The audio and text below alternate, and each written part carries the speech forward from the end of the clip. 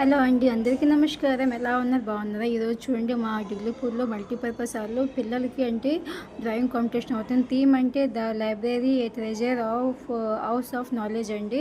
దీని గురించి పిల్లలు కాంపిటీషన్ పెట్టారు. మా అమ్మాయి కూడా పార్టిసిపేట్ చేస్తుంది. చూపిస్తాను. మా అమ్మాయి కూడా చాలామంది వచ్చారు. ప్రతి స్కూల్ నుంచి పార్టిసిపేట్ చేశారండి. చూడండి, చాలామంది మల్టీపర్పస్ హాల్ ఎంత పెద్దదో చూడండి. ఇది కూడా మా అమ్మాయి, తను కూడా చేస్తుంది. తను కూడా యాక్చువల్గా అంటే స్కూల్లో సెలెక్ట్ అయిన పాప, ముగ్గురు అమ్మాయిలని సెలెక్ట్ అయ్యారు. ఆ అమ్మాయిలో మా పాప కూడా ఉంది. ఆ అమ్మాయి చేస్తుంది. అదిగోండి వాళ్ళిద్దరికి కూడా అమ్మాయిలు ఉన్నారు, వాళ్ళు కూడా చేస్తున్నారు. అంటే క్లాసెస్ వైజ్ కాదు, స్కూల్ మొత్తంకి ముగ్గురు సెలెక్ట్ అవుతాను. ఆ ముగ్గురులో వీళ్ళకి ఇక్కడ మల్టీపర్పస్లో మొత్తం డిగ్లీపూర్లో ఎంతమంది ఉన్నారో అన్ని పిల్లలు సెలెక్ట్ చేసి ఇక్కడ పెట్టారండి. కాంపిటీషన్ అవుతుంది.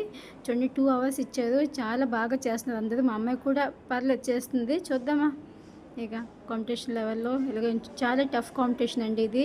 చూడగా నాకు అనిపించింది, అయ్యో ఎంత టఫా అనేసి. ఇంకా అంటే పాప కూడా ఎక్కువ అంటే వేయలేదు, ఎగ్జామ్స్ చదువుతుంది కదా అనేసి నేను విడిచిపెట్టేసాను. సర్లేమ్మా నార్మల్గా డ్రాయింగ్ వేసి పర్వాలేదు అనేసి. కాకపోతే వేసింది తను తగ్గట్టు.